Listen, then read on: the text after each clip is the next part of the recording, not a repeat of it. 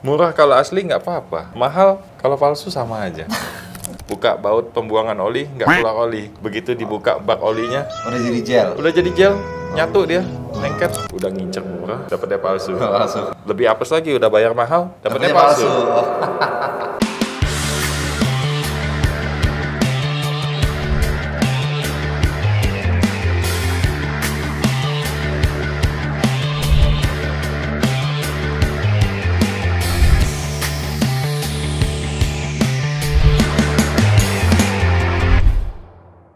Balik lagi di YouTube Domo Transmisi, tapi bukan di Obsesi. Hari ini kita punya pembahasan seputar oli mesin dan oli transmisi palsu kok.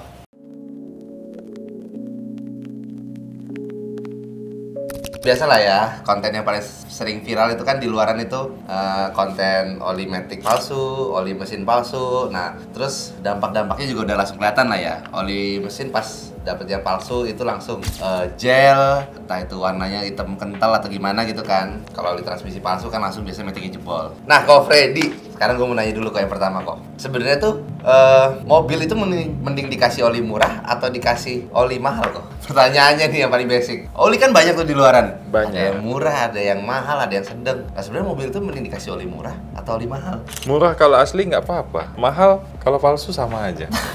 Kadang kita lihat brand, wah ini kayaknya oli bagus, niat pengen coba. Entah belinya tapi nggak jelas di mana. Iya. Taunya dapatnya palsu. Bukan oli jelek atau murah ya, tapi dapatnya palsu. Sebenarnya palsu ya. Jadi susah ngomong ya, kalau mau murah, kalau asli nggak apa-apa, mahal ya kalau bisa asli juga. Kalau bisa asli juga. Yang cilakanya udah ngincer murah, dapatnya palsu. Palsu. Lebih apes lagi, udah bayar mahal, dapatnya palsu. Kasus oli palsu kan kita nggak cuma sekali dua kali lah ya. Maksudnya masuk ke bengkel itu kan udah cukup sering. Nah, Sering. sebenarnya paling aman itu beli oli di mana sih? Kalau bisa hindarin beli online sih, Kalau online-nya official store kok? nggak apa-apa. Kita dulu pernah, Domo kan pernah ada tes beli oli, sampel. Pernah ada tes oli juga dulu kan, yang mana yang palsu. Sempat ada yang dibakar juga kan.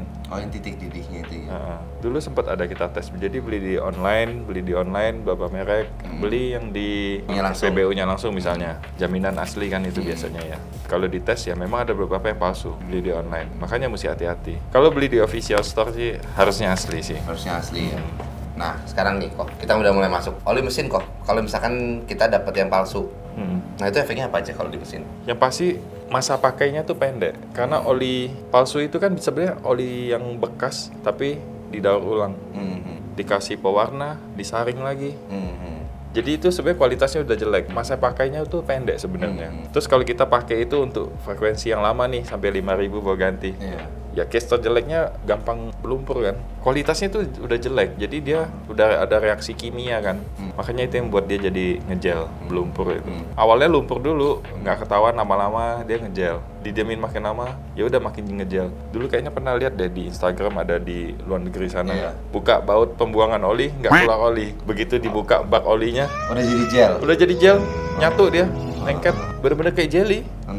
Itu karena waktu terlalu lama nggak ganti oli. Bisa juga karena memang kualitas olinya jelek. Berarti case terparahnya kalau mesin ya turun mesin lah. Nah, sekarang kalau matic kok, itu efek terburuknya kalau kena oli matic palsu? Cepat panas. Cepat panas ya. Ya, kalau udah panas kan gampang merusak. Instan nggak kalau rusaknya kok? Kalau maticnya udah tua, udah berumur misalnya, sudah banyak ausnya, makin jadi nggak? Oh iya, langsung kerasa ya? Iya. Kelihatan masalahnya. Kalau kita ngomong transmisi kadang kan nggak gitu kecium ya, kecuali kita cabut sticknya, lihat kok baru ganti oli kok warnanya cepet banget udah hitam ya kan. Bisa jadi ada problem di dalam transmisi, bisa jadi memang karena pakai pewarna doang. ATF nih warna merah nih, lu isi. Oh kelihatannya baru nih, padahal itu cuma pewarna doang. Jadi begitu dia udah kena panas, kena reaksi, kena gesekan, udah langsung hitam lagi. Bisa jadi efek dari dalam transmisi memang udah ada problem, bisa juga karena olinya memang kualitasnya jelek. Biasa dari bau juga kan ketahuan. Baru ganti oli kok olinya udah baunya nggak enak ya? Iya, baunya beda. Bau-bau hangus-hangus gitu, bau gosong, bau sangit misalnya. Itu kan tanda-tanda sebenarnya. Kalau oli mesin ya itu sih paling tanda-tandanya. Kecuali dia udah pakai lama ya. Baru kelihatan tuh gelnya. Ya, biasa dia udah mulai berkerak dulu sih. Lihatnya nanti dari stick oli kan. Stick oli kan harusnya kalau kita lap ya, metalnya itu kan bersih tuh. Tapi kalau udah lama kan nanti suka ada lengket. Iya, betul. Di lap pun nggak mau hilang. Sama tutup oli atas. Tutup oli atas itu kalau kita lihat banyak lumpurnya. Terus kita ngintip ke lubang tempat isi. Kraknya udah kelihatan. Iya, udah mulai. Buat ngelihatnya itu sih paling. Nggak mungkin kita beli oli 1 galon Terus atau beberapa liter, kita uji dulu ke lab. Nggak mungkin kan? Nggak mungkin. Makanya semua balik lagi ke kepercayaan sih. Kita belinya di mana, kita yakin nggak ini asli apa enggak, ya kan? Kualitasnya jelek oli palsu itu. Yang kedua, penyebab bisa ngejel misalnya. Itu karena telat ganti oli. Waktunya ganti tapi suka entarlah, lewat-lewat lah, tunda-tunda dulu lah.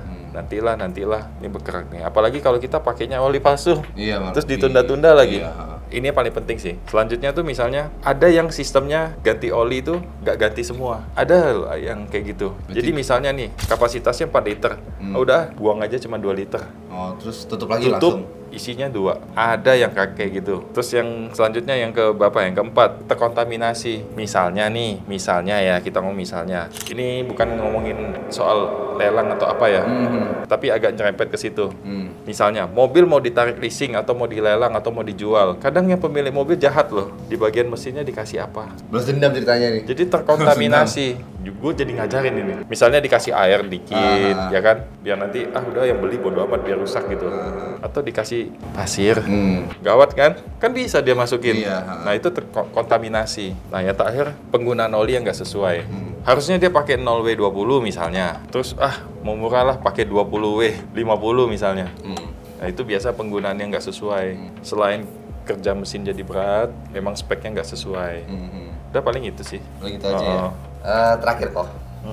Ini buat orang awam ya, buat orang awam dulu nih. Sering kejadian oli matic itu diisi pakai oli mesin. Itu kejadian gak cuma 1 atau 2. Oke. Gitu ya kan, itu udah kejadian itu kayaknya masuk bengkel sini kayaknya udah sering banget. Katanya maticnya ada masalah, pas kita cium oli maticnya, ini bukan bawa oli matic nih, ini bawa oli mesin nih, ya kan? Oli Garden pernah. Oli Garden juga pernah kan, Innova waktu itu. Iya. Pas cium, bukan bawa oli matic ini, udah baunya beda lah pokoknya. Nah, paling basic kok, cara bedain, ini oli buat transmisi, ini oli buat mesin, apa kok, buat orang awam. Jadi mereka nggak salah lah ibaratnya. Kalau ATF kan biasa ada warnanya. Merah misalnya. Umum kan, paling banyak ATF itu warna merah. Kecuali CVT kan mirip kayak oli mesin. Kuning. Warnanya ya, kuning ya. Tapi umumnya yang sering ketukar itu antara CVT sama oli mesin. Karena warnanya hampir sama. Cuma kalau lihat encernya tuh oli matic sebenarnya lebih encer. Kecuali diadu dengan 0W20 hampir sama. Tapi kalau 530, 1040 dibanding oli CVT, memang secara warna hampir sama. Tapi kekentalannya kan beda. Nah itu. Pokoknya intinya kalau beli oli pakai yang bagus deh, yang berkualitas ya kan. Saran ini mah. Iya, saran. Balik lagi lah tergantung budget masing-masing ya kan. Ya paling itu sih tipsnya. Jangan niat murah nanti malah nyusahin ke depannya. Malah rungkat. Malah susah sendiri ya kan. Iya, niat mau cari yang murah nanti malah rungkat habis duit lebih banyak. Oke lah. Paling itu. Paling itu aja ya untuk video kali ini. Yes. Jadi buat teman-teman yang punya masalah mobil matic, langsung aja datang ke Domo Transmisi Pusat di Kelapa Gading, khusus yang tinggal di daerah Jabodetabek. Atau buat teman-teman yang tinggal di daerah sekitar Bintaro, bisa langsung aja datang ke Domo Transmisi yang ada di Bintaro. Buat Bandung kita juga udah ada nih, Domo Transmisi di Bandung Padalarang guys. Jangan sampai ketuker sama yang di Bandung di Soekarno-Hatta ya kok ya. Kalau di Bandung itu Domo AC dan mesin ya kok ya. Dan terakhir kita juga udah ada nih Domo Transmisi di Lontar. Jadi buat warga-warga Jawa Timur gak usah takut. Paling itu aja kok ya. Yes. Jangan lupa like, comment, dan subscribe YouTube Domo Transmisi. Dan jangan lupa juga follow Instagram dan TikTok kita di Domo Transmisi. Domo Transmisi, Dr. Matic.